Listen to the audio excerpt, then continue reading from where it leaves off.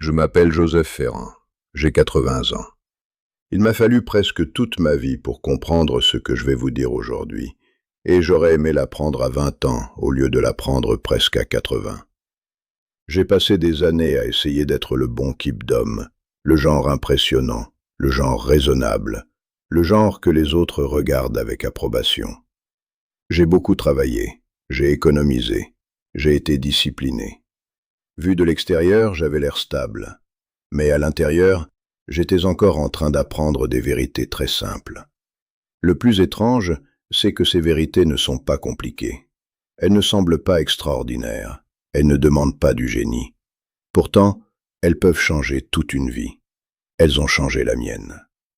Vous voyez, j'ai construit une belle vie à bien des égards, mais j'ai aussi perdu de l'énergie, du temps et de la paix à faire semblant, à me comparer, à repousser la joie et à croire que plus d'objets voulait dire plus de sens. Ce n'est pas vrai. Si je pouvais m'asseoir en face de l'homme que j'étais à 20 ans pendant 6 minutes, voilà ce que je lui dirais. Et si vous restez avec moi, je crois qu'une de ces leçons va vous toucher plus que vous ne l'imaginez. Je suis né à Paris en 1946, dans une famille modeste, dans une maison simple, propre, silencieuse et remplie de livres.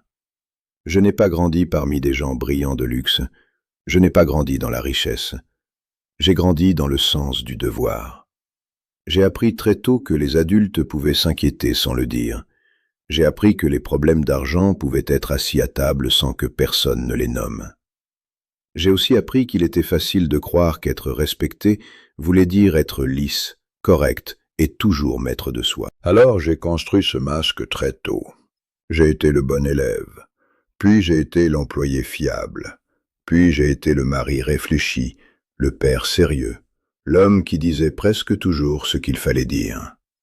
Rien de tout cela n'était faux, mais tout cela n'était pas complètement moi non plus. Honnêtement, c'est la première leçon que je veux vous transmettre. J'aurais dû arrêter de faire semblant bien plus tôt. Je ne veux pas dire que j'ai vécu une vie fausse. Je veux dire que j'ai passé trop d'années à cacher les parties un peu particulières de ma personnalité pour paraître plus simple à comprendre. J'aimais les livres plus que les fêtes. J'aimais les conversations calmes plus que les pièces bruyantes. J'aimais la routine.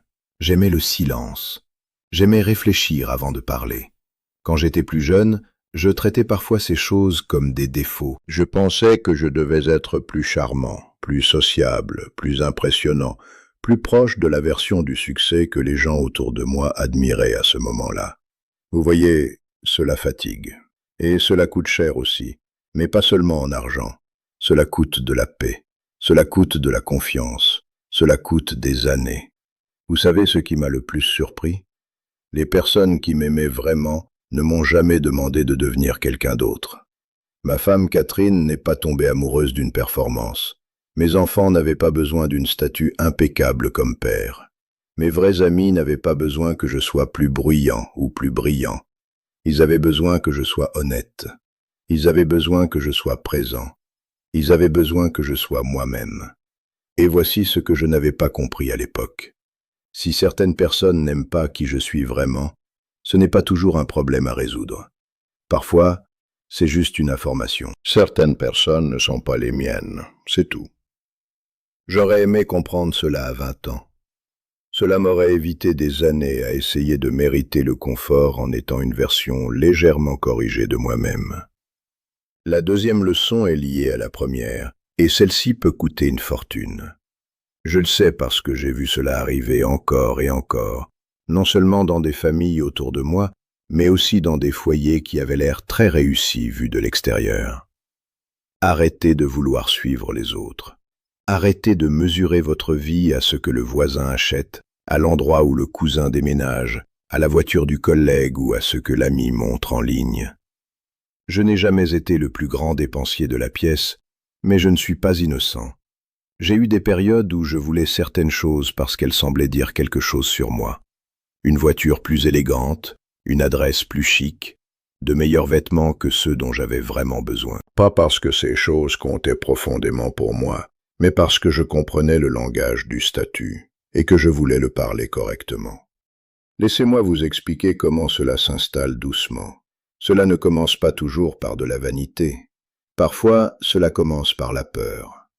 Je voyais une autre famille faire un choix et je me demandais, est-ce qu'ils prennent de l'avance? Est-ce que je suis en train de prendre du retard? J'entendais parler d'une école, d'un quartier, d'une rénovation, d'un voyage, et je sentais cette petite pression dans ma poitrine. Vous connaissez cette sensation. Elle dit, peut-être que je devrais faire la même chose. Je ne le savais pas à l'époque, mais cette sensation est l'un des grands voleurs de paix. Elle peut aussi détruire les projets de retraite plus vite que beaucoup de gens ne l'imaginent. J'ai vu des personnes ordinaires, avec des revenus corrects, se piéger elles-mêmes dans des vies qui exigent toujours plus d'argent, parce qu'elles ont construit leur niveau de vie autour de la comparaison. Les factures grossissent, la maison grossit, le stress grossit. La liberté, elle, rétrécit. Catherine m'a beaucoup aidé à comprendre cela. Elle avait un esprit calme. Elle pouvait regarder une belle chose et demander simplement « Est-ce qu'on la veut vraiment? Ou est-ce qu'on veut l'image de nous-mêmes avec cette chose ?» Cette question nous a sauvés plus d'une fois. Nous avons quand même acheté de belles choses de temps en temps. Nous avons voyagé, nous avons amélioré notre maison. Nous n'étions pas des saints. Mais peu à peu, j'ai compris que vouloir quelque chose ne veut pas dire en avoir besoin.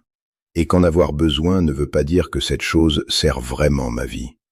Honnêtement, certaines des erreurs les plus coûteuses que les gens commettent sont simplement des tentatives d'impressionner des personnes qui, au fond, ne les regardent même pas de si près. Cela m'amène à la troisième leçon, et j'ai appris celle-ci si lentement que cela m'en gêne presque. Les objets ne procurent pas une joie durable. Ils procurent un petit élan. Ils donnent de la nouveauté. Ils apportent quelques heures, peut-être quelques semaines d'excitation. Ensuite, cela devient normal. Puis cela devient juste une chose de plus à nettoyer, assurer, réparer, ranger ou remplacer. Je le sais parce que j'ai rempli des maisons d'assez d'objets pour le prouver. Des livres, oui, beaucoup de livres, même si eux au moins m'ont donné une compagnie durable.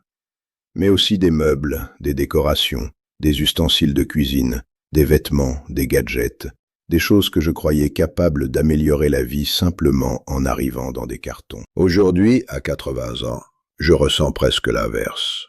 Je veux moins. Je veux assez, pas trop.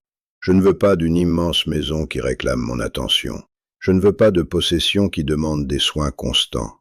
Je veux de l'air. Je veux un peu d'espace. Je veux de la place pour un petit déjeuner calme avec Catherine. Je veux de la place pour mes petits-enfants autour de la table. Je veux de la place dans mon esprit. Vous voyez, les relations et les expériences ont laissé en moi des traces bien plus durables que les objets. Une promenade au bord du lac d'Annecy, un long dîner en famille, lire à voix haute le soir, expliquer à l'un de mes petits-enfants comment fonctionnent les intérêts composés avec un crayon et un bout de papier. Ces moments m'ont donné quelque chose de réel, un achat presque jamais. Et c'est ici que beaucoup de gens se trompent eux-mêmes. Ils disent qu'ils veulent le voyage, la maison, la voiture, la garde-robe. Mais souvent ce qu'ils veulent vraiment, c'est l'image qui vient avec. Ils veulent se sentir admirés. Ils veulent se sentir réussis. Ils veulent une preuve qu'ils n'ont pas gâché leur vie. Je comprends cela, vraiment. Mais honnêtement, j'ai trouvé plus de paix quand j'ai arrêté de transformer ma vie en message pour les autres. J'ai arrêté d'avoir besoin que chacun de mes choix annonce que j'avais réussi. Certaines des meilleures parties de ma vie sont devenues privées. Je n'avais pas besoin d'un public pour la joie. J'avais seulement besoin de la joie. La quatrième leçon est peut-être la plus pratique, et peut-être aussi la plus facile à repousser jusqu'au jour où cela devient un problème. Ma santé compte plus que mon patrimoine. À 20 ans, je pouvais maltraiter mon emploi du temps et récupérer. À 40 ans, je pouvais encore prétendre que tout allait bien, malgré le manque de sommeil, le stress et les journées trop sédentaires. À 60 ans, je sentais déjà la vérité plus clairement. À 80 ans, je la respecte. Je peux vous le dire sans exagération. L'argent est utile, mais si mon corps se détériore sérieusement, ou si mon esprit s'assombrit faute d'attention, l'argent ne peut pas me rendre les années perdues sous la forme que j'espérais. Je suis meilleur dans la discipline physique que dans la discipline mentale. J'ai mes habitudes, je me lève tôt, Je bouge chaque jour. Je pratique le tai chi. Je marche. Je m'étire. Je fais attention à ce que je mange. J'essaie de dormir correctement. Rien de tout cela n'a l'air spectaculaire, mais tout cela protège ma liberté. Cela me permet de voyager. Cela me permet de me baisser dans le jardin. Cela me permet de porter un sac, de rester debout dans un musée, de monter un escalier, de soulever la valise d'un petit enfant et de vivre mes journées au lieu de les regarder passer depuis une chaise. Et voici ce que je n'avais pas compris à l'époque. Chaque jour où je remets ma santé à plus tard, j'emprunte du confort à mon moi futur. Un jour, la facture arrive. La santé mentale fait partie de cela aussi, et j'ai admis cette vérité plus tard que je n'aurais dû. J'ai passé une grande partie de ma vie à être utile. Les hommes utiles savent très bien se cacher d'eux-mêmes. Quand je travaillais, les responsabilités me donnaient une structure. Après la retraite, j'ai dû m'assurer que je n'étais pas seulement organisé, mais aussi profondément équilibré. J'ai dû protéger mon esprit de l'agitation inutile, des inquiétudes vides, du bruit constant du monde. Écrire m'aide, la foi m'aide, lire m'aide, le calme m'aide, la gratitude m'aide quand je pense à la pratiquer. J'aurais dû commencer plus tôt. Je le dis clairement. Une vie intérieure solide n'apparaît pas par hasard à 80 ans. Elle se construit. La 5e leçon concerne ensemble le temps, la santé et l'argent. Quand j'étais jeune, il était logique d'échanger du temps et de l'énergie contre une sécurité future. C'était sage. J'ai beaucoup étudié, j'ai beaucoup travaillé, j'ai investi avec régularité. J'ai accepté l'effort parce que cet effort avait devant lui un très long horizon. Une bonne décision à 25 ans pouvait me bénir à 65 ans. C'est réel. Mais plus tard dans la vie, le calcul change. Je n'ai pas compris cela tout de suite. J'avais encore les réflexes d'un homme plus jeune. Économiser davantage, retarder davantage, optimiser davantage. Mais après un certain point, l'argent n'était plus ce qu'il y avait de plus rare. Le temps, oui. La santé, oui. Vous savez ce qui m'a le plus surpris? Il m'a été très difficile d'admettre que certains sacrifices n'avaient plus de sens. Si j'avais déjà assez, pourquoi étais-je encore tenté d'agir comme si chaque euro supplémentaire comptait plus qu'un après-midi calme, une bonne routine de santé ou un voyage avec ma femme? C'était une habitude. C'était une identité. J'avais passé des décennies à être discipliné, et la discipline est une belle chose, mais même une force peut devenir maladroite si elle n'est jamais ajustée à la saison de vie dans laquelle on se trouve. À 80 ans, je sais qu'il peut être plus sage de protéger une journée paisible que de courir après un avantage financier de plus dont je n'ai pas vraiment besoin. La 6e leçon va sembler étrange venant d'un homme qui a passé tant d'années à économiser et investir avec sérieux. J'ai dû apprendre à dépenser. Cela peut paraître absurde à ceux qui n'ont jamais eu à se discipliner face à l'argent. Mais beaucoup de personnes responsables comprennent exactement ce que je veux dire. Nous passons des décennies à nous dire non. Non à l'impulsion, non au gaspillage, non au confort aujourd'hui pour préserver la sécurité de demain. Très souvent, c'est la bonne chose à faire. Mais la retraite crée un nouveau défi. Si je n'apprends jamais à transformer mon épargne en vie réelle, alors pourquoi ai-je épargné? J'ai vu cela chez des amis, je l'ai ressenti en moi. Des gens partent à la retraite avec assez, parfois même avec plus qu'assez. Pourtant, ils vivent comme si chaque repas au café était une menace, comme si chaque billet de train était une faute, comme si chaque voyage était excessif, comme si chaque cadeau était dangereux. Ils continuent d'attendre une permission pour profiter de ce qu'ils ont mis tant d'années à construire. Mais cette permission n'arrive pas magiquement le premier jour de la retraite. Je ne le savais pas à l'époque, mais dépenser sainement est aussi une compétence. Cela doit se pratiquer, c'est un muscle. Si j'attends trop longtemps, la peur se durcit autour de mon argent. Et alors mon argent cesse de servir ma vie. Je me souviens d'une conversation avec Catherine après mon départ à la retraite. Nous parlions d'un voyage, et j'étais inutilement prudent à propos du coût alors que nous pouvions très largement nous le permettre. Elle m'a regardé avec ce sourire patient qui est le sien. Elle m'a dit « Joseph, si ce n'est pas maintenant, ce sera quand ?» Cette question m'est restée. Si ce n'est pas maintenant, ce sera quand? Si je protège toujours l'avenir au détriment du présent, je peux arriver à cet avenir et découvrir que je me suis entraîné toute ma vie à ne jamais profiter de rien. Pour un homme discipliné, c'était une vérité difficile à regarder en face. Je ne dis pas qu'il faut devenir imprudent. Je ne dis pas qu'il faut brûler ce qu'on a construit. Je dis qu'il faut laisser l'argent accomplir son travail. Son travail n'est pas seulement de grandir. Son travail est aussi de soutenir du sens, du confort, de la générosité et de la joie. Je veux aider ma famille quand cela les aide vraiment. Je veux voyager tant que je peux encore apprécier les marches, les repas, les musées, les matinées ordinaires dans un autre endroit. Je veux payer pour du confort quand ce confort protège mon énergie. Je veux choisir les souvenirs plutôt que l'accumulation. Honnêtement, il m'a fallu très longtemps pour apprendre cela.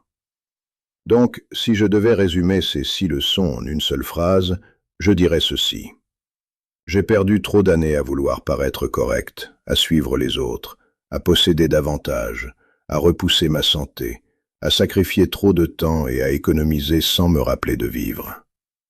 J'ai quand même construit une belle vie, j'en suis reconnaissant. Mais elle aurait pu contenir encore plus de douceur si j'avais compris ces vérités plus tôt. Vous voyez, le vieillissement a cette façon très claire d'enlever l'inutile. Il montre ce qui reste quand l'image fatigue. Ce qui reste, c'est l'amour. Ce qui reste, c'est la santé, si je l'ai protégée. Ce qui reste, c'est le suffisant. Ce qui reste, c'est la question de savoir si j'ai appris à être présent dans ma propre vie. J'y pense souvent maintenant quand je suis assis avec mon café du matin et que la maison est calme.